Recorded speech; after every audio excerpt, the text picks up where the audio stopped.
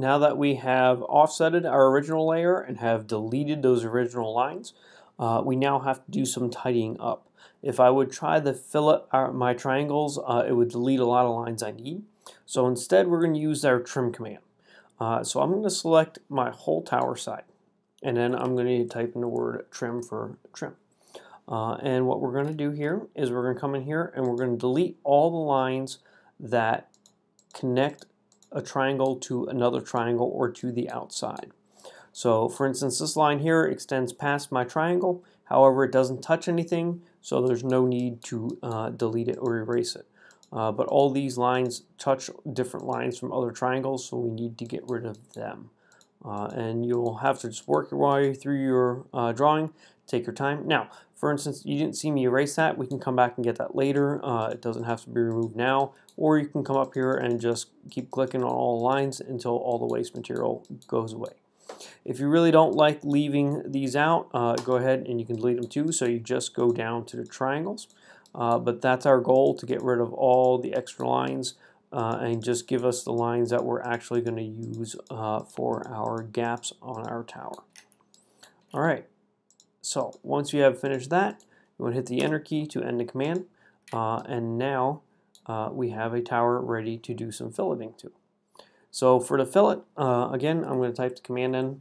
There it is, fillet.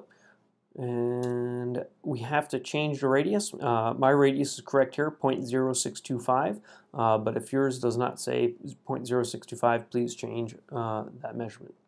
Now for fillet, again, you're going to choose one side of a triangle and the second side, and it's going to go ahead and fillet that corner, just like you did for the bridge. Now, do not do the outside lines, keep those square, but everything on the inside, you're going to fillet all those corners all the way around until you complete your drawing.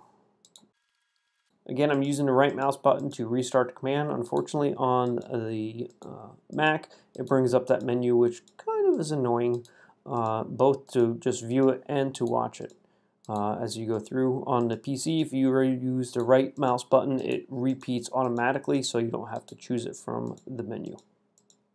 And that will help speed you up as you go through here and do all these fillets.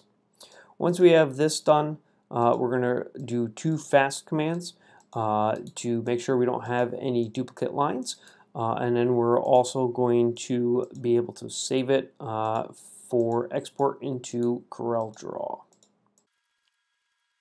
On the next command, we're actually going to use the explode command. And what that's going to do is it's going to break all these lines apart in case we have a hidden double line somewhere, because again, the laser cutter will cut that out twice, which could catch it on fire. So what I'm going to do is I'm going to select the whole thing, and I'm going to type in the word explode.